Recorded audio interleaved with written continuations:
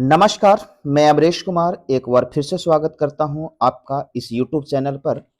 और आज हम लोग पढ़ रहे होंगे क्लास 10th का जो हाफ ईयरली एग्जामिनेशन हुआ आपका सितंबर में 25 सितंबर को।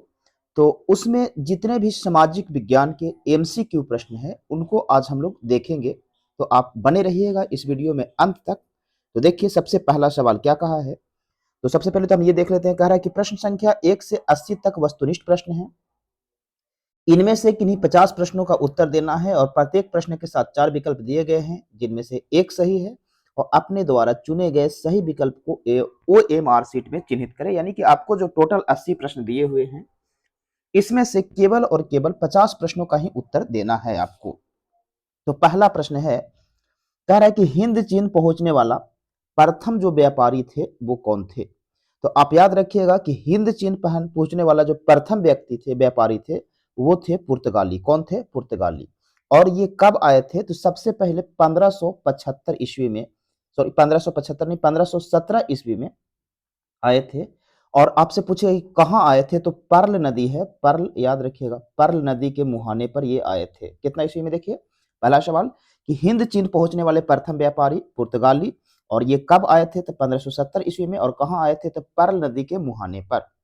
अगला प्रश्न है कि the history of the law of Vietnam किसने लिखी थी। तो याद रखिएगा ये लिखे थे फान बोउ चाउ।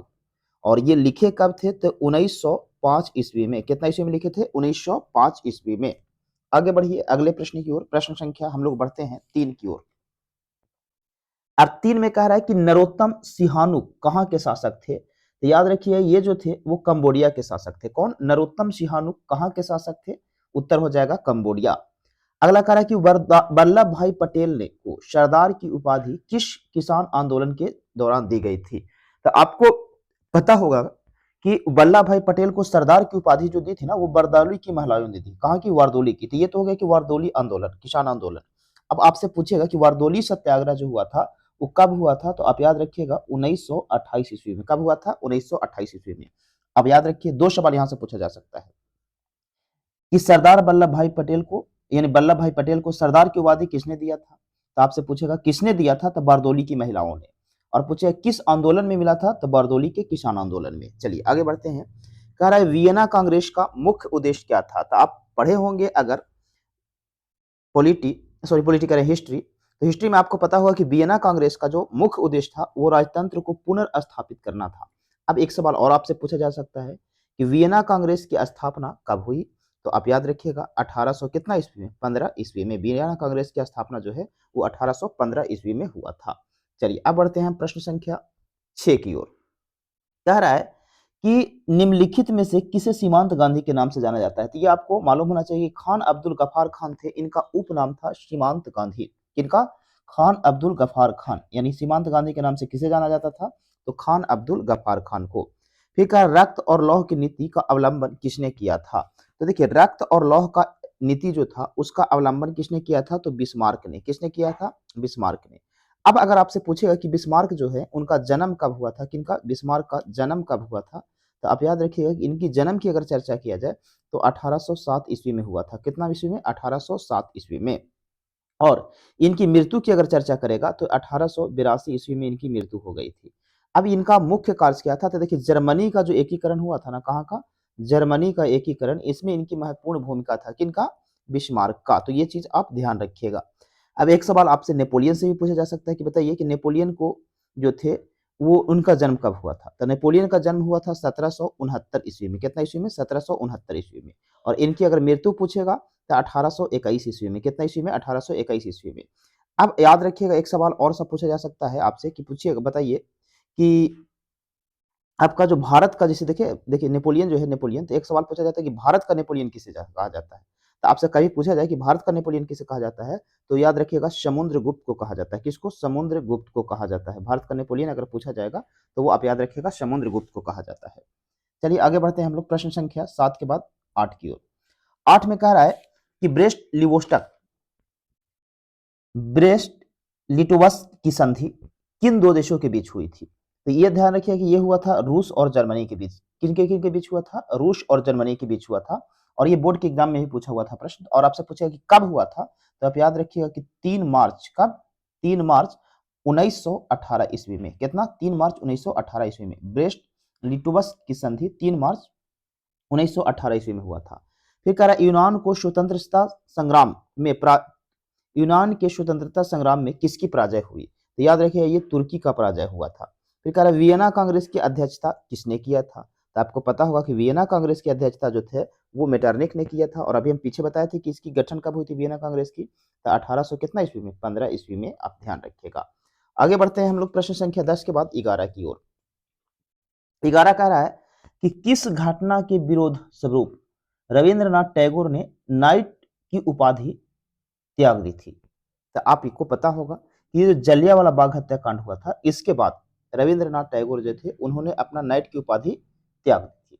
अब आपसे पूछेगा कि बताइए कि जलियांवाला बाग हत्याकांड कब हुआ, तो ये भी आपको ध्यान रखना है कि 13 अप्रैल, कब, 13 अप्रैल और 1919 ईस्वी को। कितना, 13 अप्रैल 1919 ईस्वी को जलियांवाला बाग हत्याकांड हुआ था।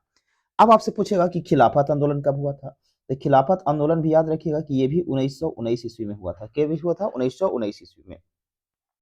अब आपसे पूछा जा सकता है कि चौरा चौरी कांड कब हुआ था, तो ये बहुत इंपॉर्टेंट प्रश्न है। तो आप याद रखिएगा कि 4 फरवरी, कितना, 4 फरवरी 1922 ईस्वी को।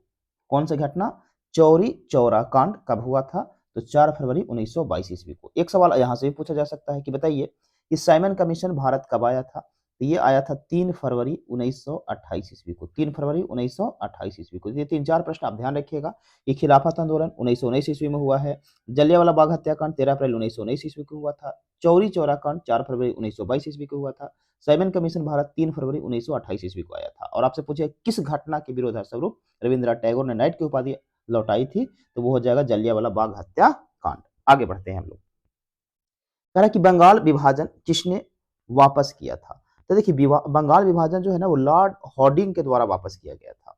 अब यहां से दो सवाल आपसे पूछे कि बताइए कि बंगाल विभाजन हुआ कब, तो देखिए बंगाल विभाजन जो है वो 1905 ईस्वी में हुआ था। कितना ईस्वी में, 1905 ईस्वी में हुआ था। किसके शासनकाल में, तो लॉर्ड कर्जन के शासनकाल में। और इसे लॉर्ड हार्डिंग द्वारा रद्द कर दिया गया था। कितना ईस्वी में, तो 1911 ईस्वी में लॉर्ड हार्डिंग के द्वारा बंगाल विभाजन को रद्द कर दिया गया था। तो यहाँ से दो प्रश्न बन गया कि बंगाल विभाजन कब हुआ था, तो 1905 ईस्वी में। किनके शासनकाल में, तो लॉर्ड कर्जन के शासनकाल में। अब आपसे पूछेगा कि इसको वापस किसने लिया, तो लॉर्ड हार्डिंग। कब वापस लिया, तो 1911 ईस्वी में। अगला है कहा निम्नलिखित में से कौन भारतीय राष्ट्रीय कांग्रेस का नरम दल का नेता नहीं था। नरम दल का नेता नहीं का मतलब गरम दल का नेता था। तो याद रखिएगा कि बाल गंगाधर तिलक जो थे वो क्या थे, गरम दल के नेता थे, या आप कह सकते हैं कि नरम दल के नेता नहीं थे। चलिए आगे हम लोग बढ़ते हैं प्रश्न संख्या कितना, 14 की ओर। अब 14 में देखिए क्या कह रहा है, कह रहा है कि भारतीय राष्ट्रीय कांग्रेस के प्रथम सत्र में कितने प्रतिनिधि ने भाग लिया था, तो प्रथम सत्र में जो भाग लिए थे वो 72 थे। कितने व्यक्ति थे, प्रतिनिधि थे, तो 72 प्रतिनिधि।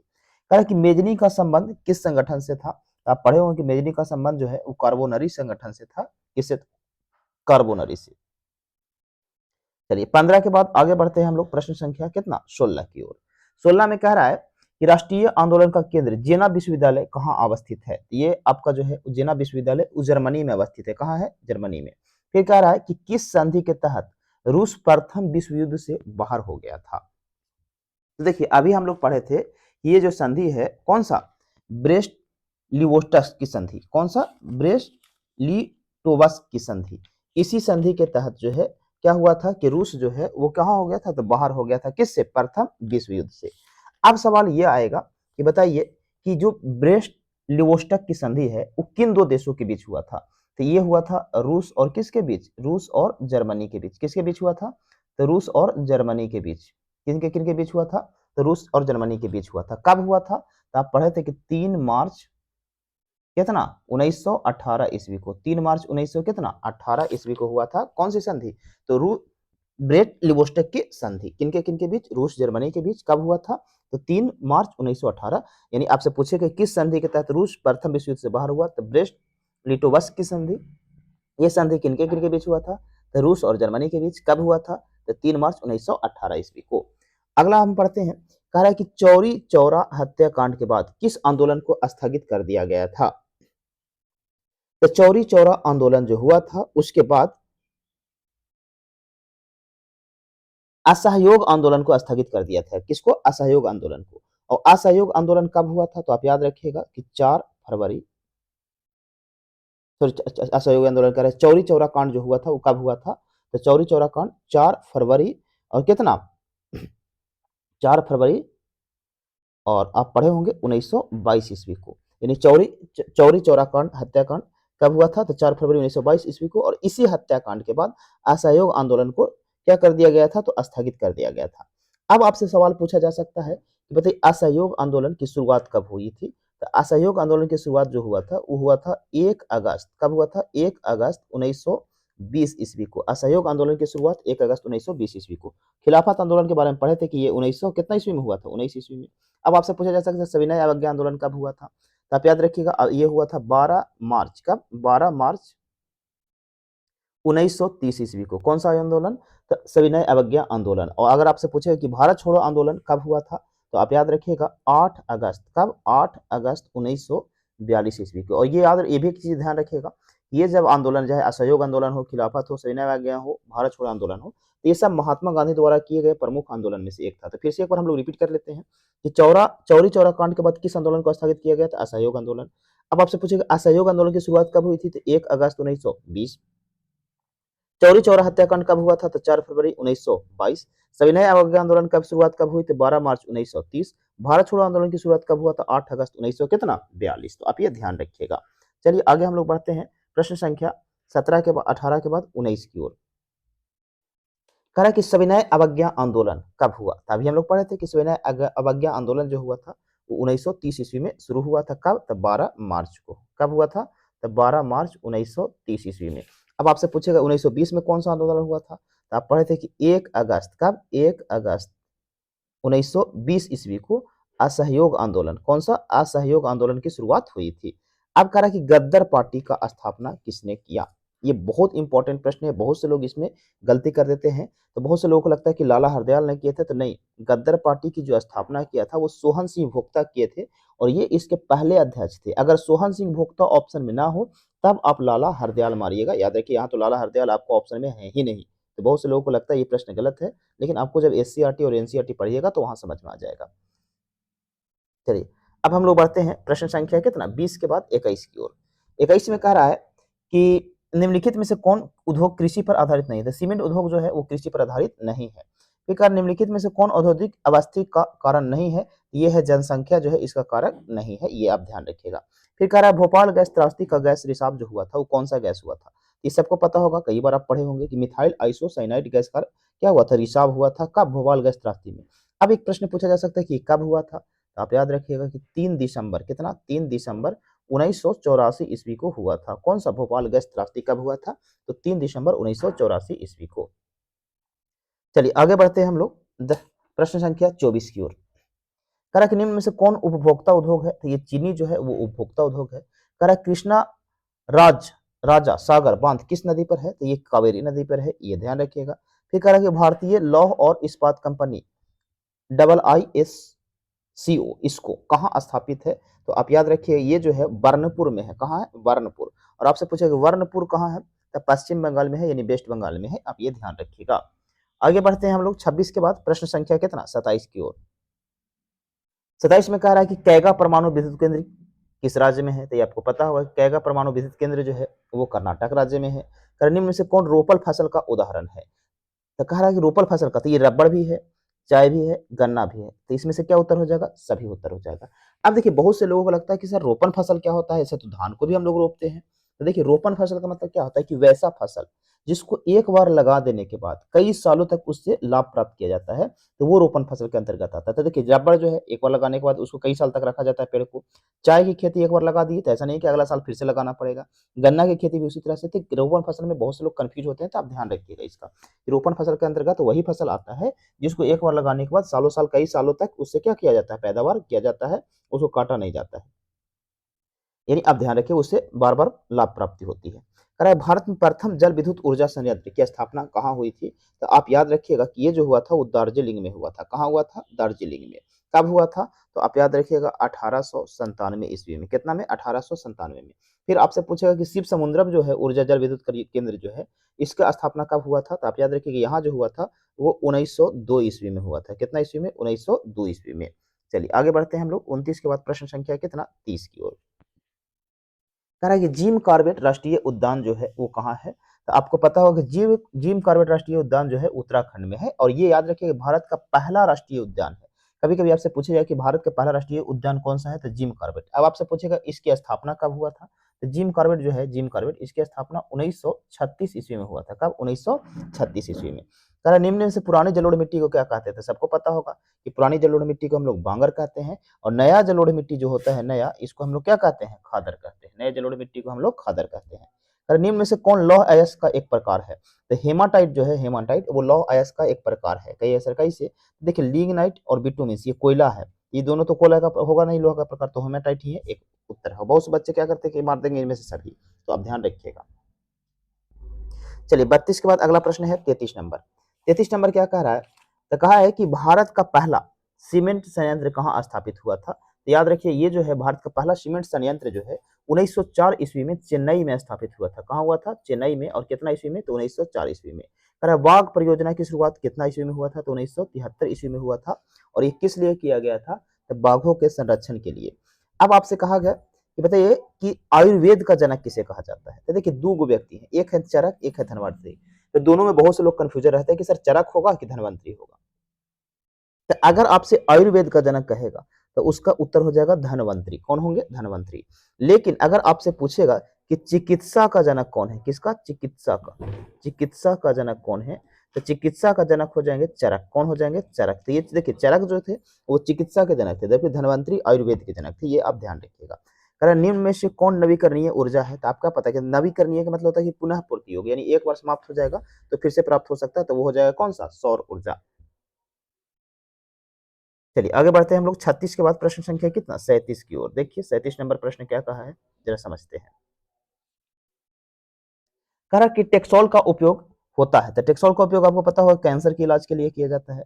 सीमेंट उद्योग का सबसे प्रमुख कच्चा माल क्या है, तो सीमेंट उद्योग का सबसे प्रमुख कच्चा माल जो होगा वो चूना पत्थर हो जाएगा आपका आंसर। कह रहा कि बिहार में अति जल दोहन किस तत्व का संदूषण बढ़ा रहा है, तो अति जल दोहन जो होता है वो आर्सेनिक का बढ़ाता है। आगे बढ़ते हैं हम लोग 39 के बाद प्रश्न संख्या कितना 40 की ओर। कह रहा है कि देश के बांधों को किसने भारत का मंदिर कहा था। बहुत इंपॉर्टेंट प्रश्न है, तो आप याद रखिए देश के मंदिर को पंडित जवाहरलाल नेहरू जो थे वो क्या कहते हैं कि ये देश का बांध है वो भारत का मंदिर है, क्योंकि उस समय देखिए भारत जो था वो कृषि प्रधान देश था। तो कृषि प्रधान देश के लिए सोचिए कि बांध जो है बहुत इंपॉर्टेंट रखता है। तो ये चीज आप ध्यान रखिएगा कि देश के बांध को भारत का मंदिर किसने कहा था, तो पंडित जवाहरलाल नेहरू। और ये कब कहे थे, जब भाखड़ा नांगल बांध का जो है निर्माण हो रहा था उस समय। कारण निम्न में से कौन नगर निगम का क्या होता है, प्रमुख होता है। तो नगर निगम का प्रमुख जो होता है उसको कहा जाता है महापौर। क्या कहा जाता है? महापौर। कारण निम्न में से किस देश में एक दलीय प्रणाली है, तो चीन जो है वहां पर एक दलीय प्रणाली है। अब आपको लगेगा सर एक दलीय प्रणाली क्या होता है, तो एक ही राजनीतिक दल जो है सत्ता को नियंत्रित करता है, तो वह कहलाता है एक दलीय प्रणाली। यानी कि चीन में आप देखिएगा तो एक ही पार्टी है, दूसरा नहीं है। आगे बढ़ते हैं हम लोग कितना प्रश्न संख्या 43 की ओर। तो 43 में कह रहा है कि निम्न में से कौन सा विषय समवर्ती सूची का है। तो समवर्ती सूची का जो विषय है वो कौन सा है? शिक्षा। कौन सा है? शिक्षा। अब आपसे सवाल पूछेगा कि समवर्ती सूची में और क्या क्या आता है, तो देखिए इसमें आता है वन जीवों का संरक्षण, फिर आता है विवाह, फिर जल नियंत्रण, परिवार नियोजन, ये सब जो है समवर्ती शिक्षा का विषय है, अब ध्यान रखिएगा। फिर कह रहा है समकालीन विश्व में सरकार का सबसे लोकप्रिय रूप क्या है, तो सबसे देखिए समकालीन विश्व में सरकार का सबसे लोकप्रिय जो होता है वो कुछ है, अभी तो लोकतंत्र ही चल रहा है सबसे लोकप्रिय। अब कह रहा है ताड़ी विरोधी आंदोलन निम्न में से किस राज्य में शुरू किया गया था। ये आप ध्यान रखिएगा, ताड़ी विरोधी आंदोलन जो है वो आंध्र प्रदेश में शुरू किया गया था। कहाँ? आंध्र प्रदेश में।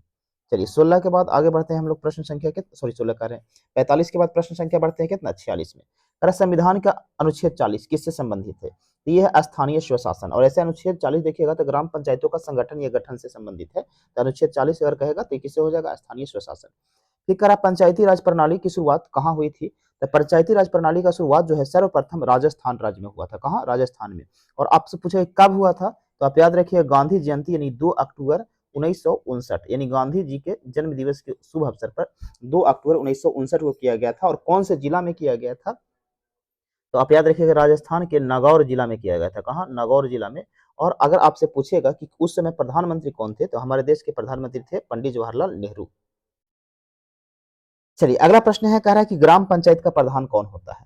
तो देखिए ग्राम पंचायत का प्रधान जो होता है वो मुखिया होता है। लेकिन कई राज्यों में मुखिया को हम लोग प्रधान के नाम से भी जानते हैं। क्या नाम से जानते हैं? प्रधान को। और कहीं-कहीं मुखिया को सरपंच भी कहा जाता है। ग्राम पंचायत जो है वो सरपंच ही होता है। तो ये चीज़ आप ध्यान रखिएगा। तो अगर ये मान लें मुखिया ना हो तो वहाँ पर सरपंच या प्रधान आप मान सकते हैं। चलिए आगे बढ़ते हैं हम लोग प्रश्न संख्या 48 के बाद कितना 49 की ओर। कह रहा है कि राज्यपाल की नियुक्ति कौन करता है? तो सबको पता होगा कि राज्यपाल की नियुक्ति जो है वो राष्ट्रपति करते हैं। कह रहा है जिला परिषद का कार्यकाल तो ये 5 वर्षों का होता है। कह रहा राजनीतिक दलों की मान्यता और उनके प्रश्न चिन्ह प्रदान जो है उसके और उनके चिन्ह प्रदान किया जाता है। तो किनके द्वारा किया जाता है? ये निर्वाचन आयोग के द्वारा किया जाता है। किनके द्वारा किया जाता है? तो निर्वाचन आयोग के द्वारा। चलिए आगे बढ़ते हैं हम लोग 51 के बाद प्रश्न संख्या कितना 52 की ओर। कह रहा है कि भारत की संविधान सभा का गठन कब हुआ था? तो भारत में संविधान सभा का गठन जो है 1946 में हुआ था। कब? तो अगर आपसे डेट पूछेगा तो 6 दिसंबर आप याद रखिएगा। कब? 6 दिसंबर। और आपसे पूछेगा पहली बैठक कब हुआ था? तो 9 दिसंबर 1946 ईस्वी को आप ये ध्यान रखेंगे। चलिए हम लोग आगे बढ़ते हैं कि निम्न में से किस नगर का को प्राथमिक नगर निम्न में से किस नगर का प्राथमिक नागरिक माना जाता है? ये जो नगर का प्राथमिक नगर माना जाता है वो महापौर को, क्योंकि वही जो है नगर निगम के प्रधान होते हैं। चलिए आगे बढ़ते हैं हम लोग प्रश्न संख्या 53 के बाद 54 की ओर। कह रहा है कि निम्न में से किस में महिलाओं के लिए आरक्षण की व्यवस्था है? तो आपको पता होगा कि महिलाओं के लिए जो आरक्षण की व्यवस्था है वो सिर्फ पंचायती राज में है। कहाँ है? पंचायती राज में है। और आपसे पूछेगा कि पंचायती राज में महिलाओं को जो आरक्षण की व्यवस्था दी गई थी, कैवां संविधान संशोधन के द्वारा दिया गया था? तो आप याद रखिएगा 73वां संविधान संशोधन के द्वारा दिया गया था। और इसमें कितना 1/3 जो है भाग सीट आरक्षण महिला के लिए कर दिया गया है, यानी कि 3 में से 1 सीट महिला के लिए है। कह रहा है कि 2024 की कौन सा लोकसभा चुनाव हुआ था? देखिए 2024 में जो लोकसभा चुनाव हुआ वो था 18वां लोकसभा चुनाव। कैवां था? 18वां लोकसभा चुनाव हुआ था। फिर कह रहा है अगला कि पंचायत चुनाव कौन कराता है? तो पंचायत चुनाव जो है राज्य चुनाव आयोग करवाता है। कौन करवाता है? राज्य चुनाव आयोग। आगे बढ़ते हैं हम लोग 21 यानी 57 नंबर प्रश्न पे। तो 57 कह रहा है कि ग्राम कचहरी का प्रमुख कौन होता है? तो देखिए ग्राम पंचायत का प्रमुख अलग होता है, ग्राम कचहरी का प्रमुख अलग होता है। तो ग्राम कचहरी का जो प्रमुख होता है वो होता है सरपंच। कौन होता है? सरपंच। निम्नलिखित में से सबसे पुराना बैंक कौन है? तो आप याद रखिए स्टेट बैंक ऑफ इंडिया। और अगर आपसे पूछे कि स्टेट बैंक ऑफ इंडिया की स्थापना कब हुई थी? तो 1 जुलाई कब हुआ था? 1 जुलाई 1955 ईस्वी को। कितना? 1 जुलाई 1955 ईस्वी को। चलिए आगे बढ़ते हैं हम लोग 58 के बाद प्रश्न संख्या कितना 59 की ओर। 59 में कहा है 58 अच्छा 59 छूट गया क्या? हाँ 59 देखिए छूट गया है। कह रहा है कि बिहार के विकास के बिना भारत का विकास संभव नहीं है। ये कथन किसका है? तो ये कथन जो है डॉक्टर एपीजे अब्दुल कलाम का था। यानी बिहार के विकास के बिना भारत का विकास संभव नहीं है। यह कथन था डॉक्टर एपीजे अब्दुल कलाम का। 59 के बाद अब हम लोग बढ़ते हैं कितना 60 नंबर पे।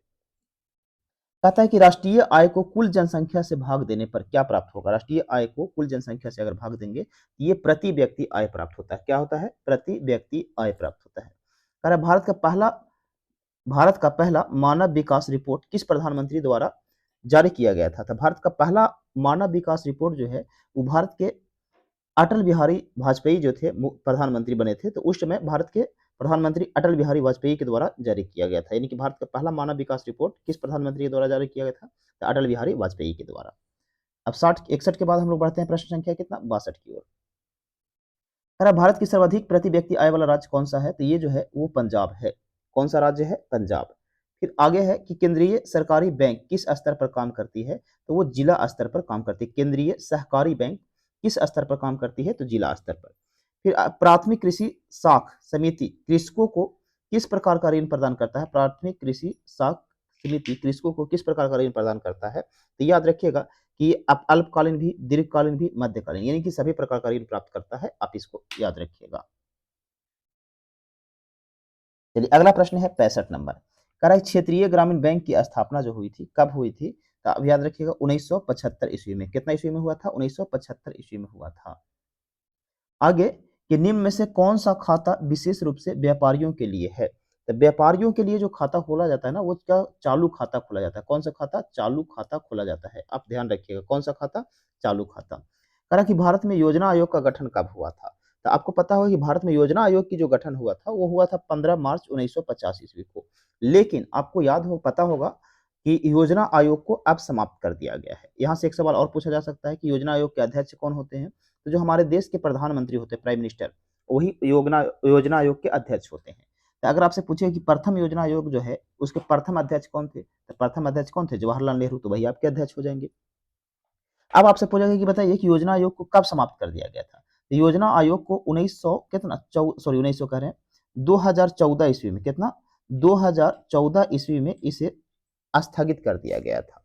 और अगर स्थगित कर दिया या भंग कर दिया गया था आप कह सकते हैं, तो 2014 में भंग कर दिया गया। तो अगर आपसे पूछेगा कि बताइए योजना आयोग के अंतिम अध्यक्ष कौन थे, कौन से अध्यक्ष, अंतिम अध्यक्ष। योजना आयोग के अंतिम अध्यक्ष जो थे वो हमारे वर्तमान प्रधानमंत्री नरेंद्र मोदी थे। कौन थे, नरेंद्र मोदी। अब याद रखिए कि योजना आयोग के बाद दूसरा जो आपका नीति आयोग आया, तो आपसे प्रश्न पूछा जा सकता है कि बताइए कि योजना आयोग की जगह कौन सा आयोग आया है, तो नीति आयोग। तो नीति आयोग का गठन कब हुआ था, तो गठन देखिए नीति आयोग का 2014 में हो गया था, लेकिन नीति आयोग जो है उसको लागू कब से किया गया, तो आप याद रखिएगा कि 1 जनवरी, कब से, 1 जनवरी 2015 से इसको लागू कर दिया गया। किसको, नीति आयोग को। फिर से समझिए कि योजना आयोग जो है इसका गठन कब हुआ था, तो 15 मार्च 1950। इसको भंग कर दिया गया कब, 2014 में। योजना आयोग के अध्यक्ष कौन होते थे, प्रधानमंत्री। अब अगर आपसे पूछेगा कि बताइए योजना आयोग के प्रथम अध्यक्ष, तो प्रथम अध्यक्ष प्रथम प्रधानमंत्री रहे होंगे, और प्रथम प्रधानमंत्री कौन थे, पंडित जवाहरलाल नेहरू, तो ये हो जाएंगे। फिर आपसे पूछेगा योजना आयोग के बताइए अंतिम अध्यक्ष कौन थे, तो जो अभी याद रखिए कि इसको 2014 में समाप्त कर दिया गया, और 14 में जो प्रधानमंत्री थे हमारे कौन थे, ये नरेंद्र मोदी थे, तो नरेंद्र मोदी हो जाएंगे। और आपसे पूछेगा कि बताइए कि योजना आयोग की जगह नीति आयोग जो लागू किया गया, तो नीति आयोग के प्रथम अध्यक्ष कौन थे, तो नीति आयोग के प्रथम अध्यक्ष भी कौन हो जाएंगे, नरेंद्र मोदी हो जाएंगे। चलिए अगला हम बढ़ते हैं प्रश्न संख्या 68 की ओर। कह रहा है कि मानव विकास रिपोर्ट का प्रकाशन निम्न में से किसके द्वारा किया जाता है, तो ये किया जाता है यूएनडीपी के द्वारा। किसके द्वारा, यूएनडीपी के द्वारा। कह रहा है भारत में कार्यरत सार्वजनिक क्षेत्र में वाणिज्यिक बैंकों की संख्या कितना है, ये जो है वो 12 की है। इसकी संख्या कितना है, 12। फिर कह रहा है कि निम्नलिखित में से कौन प्लास्टिक मुद्रा है, एटीएम जो है वो प्लास्टिक मुद्रा है। कौन है, एटीएम प्लास्टिक मुद्रा है। अब आपसे सवाल पूछेगा कि एटीएम का जो है वो सर्वप्रथम आविष्कार कब हुआ था, तो देखिए पहली बार जो पूरे विश्व में पहली बार हुआ वो 1967 ईस्वी में हुआ। कब, 1967 ईस्वी में। कहाँ हुआ था, तो लंदन में हुआ था। कहाँ, लंदन में, 1967 में।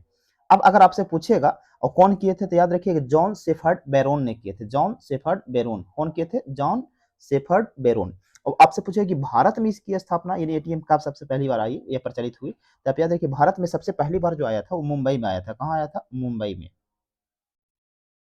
मुंबई में। अब आपसे पूछेगा कि कब आया था, तो 1987 ईस्वी में। कितना ईस्वी में, 1987 ईस्वी में आया था। तो विश्व में 1967, कहाँ, तो लंदन में। किसके द्वारा, तो जॉन शेफर्ड बैरोन के द्वारा। भारत में तो मुंबई में, और कब, तो 1987 ईस्वी में।